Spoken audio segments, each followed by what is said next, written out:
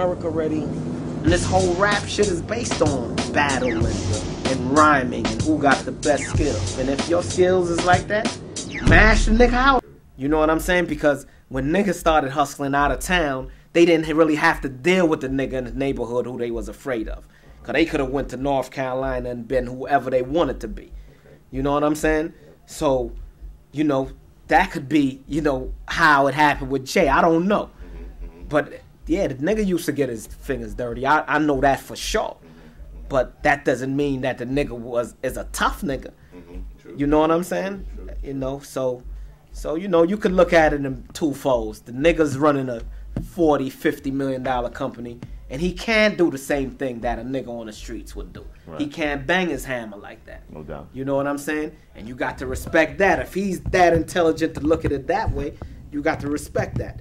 And then, but there's just, like I said, there's certain principles a nigga gonna have regardless when you in the streets that won't never leave you. No doubt. You know what I'm saying? No doubt. You'll never let a nigga disrespect you, and you'll never disrespect a nigga who you know got power in the streets. No doubt. You just gonna show a certain kind of level of respect, just as long as the nigga ain't disrespecting you.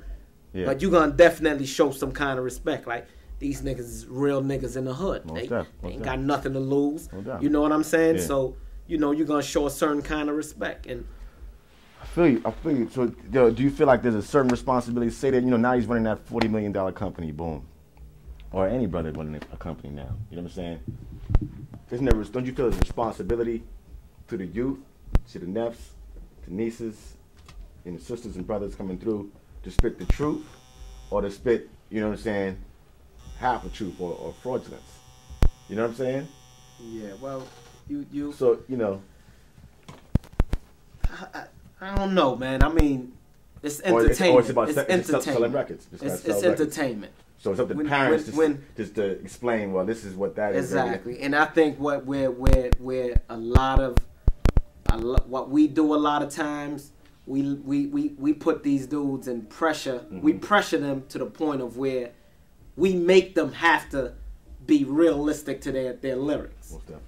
Do you know what I'm saying? And which is something that I kind of think that Pac kind of got caught up where he couldn't differentiate, you know, rapping, real life, and acting.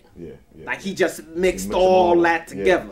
You know what I'm saying? And that was a ball of confusion. No doubt. Because you got to know the niggas who you got to act in front of. No doubt. You got to know who the niggas who you rhyme in front of, and the real life shit is the real life shit. No doubt. You know what I'm saying? Yeah. You know, if he was, I think, you know, as long as a nigga deal with every aspects of life the way accordingly, then I think he could stay out of trouble. You know what I'm saying? But Jay kind of portrays and bigs up himself to the point of where, you know, from the pimping to the flossing to, you know, everything I drive is Bentley, and I still rep the street. He puts himself in that position to where niggas want to test him. Right.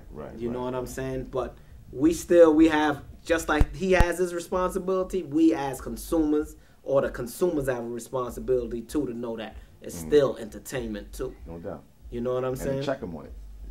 Exactly. You're going to spit it, you got to get checked on it. Oh yeah, without a doubt.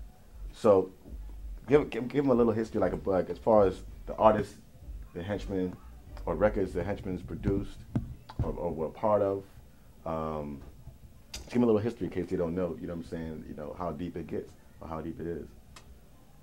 Well, basically, my first hit basically was "Shoot" for Salt and Pepper. Okay.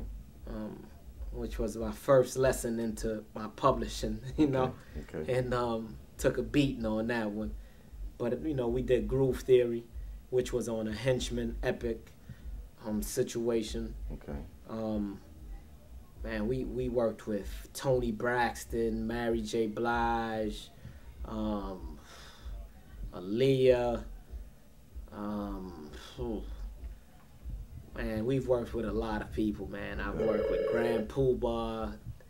We've worked with, we started the careers of John Forte. We was helping in the Fugees' career, you know, Wyclef and Pras and Lauryn Hill.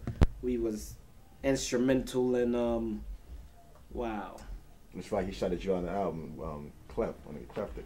Oh, okay. I read in the Jonz. You and Haitian Jack. Oh, okay. Okay. You talk about Jack? Who? Haitian Jack. What about him? Who is he? You got to ask Jack. You know what I'm saying? Alright. He's a Brooklyn nigga. Okay. You know what I'm saying? He got a, you know what I'm saying? He got a severe rep. You know what I'm saying?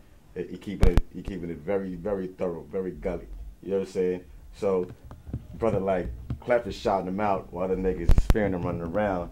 You know what I'm saying? Why the cats fear Jack? Can you talk about that? Why the cats fear Jack? Bruh, that's a question you got to ask Jack. Let me tell you something though. Like I said in the beginning, can you give me a chance to talk to him? Can you get him on the line at some point? I could get him on the line. Okay. I could get you if he want to do the interview, he'll do the interview. Okay. You know, but you got to remember, when you look at Frank Sinatra, when you look at Jerry Lewis, when you look at all entertainers from and like all you have to do in order for you to study the present is study history. When you study history and you look at the Frank Sinatras, Jerry Lewis, and all of these guys who was in the music business or in entertainment itself, they had some ties to, you know, either the black market or the streets. And there's some kind of attraction that the streets have with entertainment. Absolutely. Because what they singing about, what they're acting out, is the things that dudes is really living in the streets. Okay. So it's a situation where both of them attracts each other. Okay. So I could see where Wyclef would be attracted to a Haitian Jack. Okay. Or you know what I'm saying? So he may not. I mean, they're both Haitian, but he may not be peoples with him. But he gonna show him his respect. Is that what you mean? But that's just the homage, man. Right. You understand what I'm saying? Real, no doubt.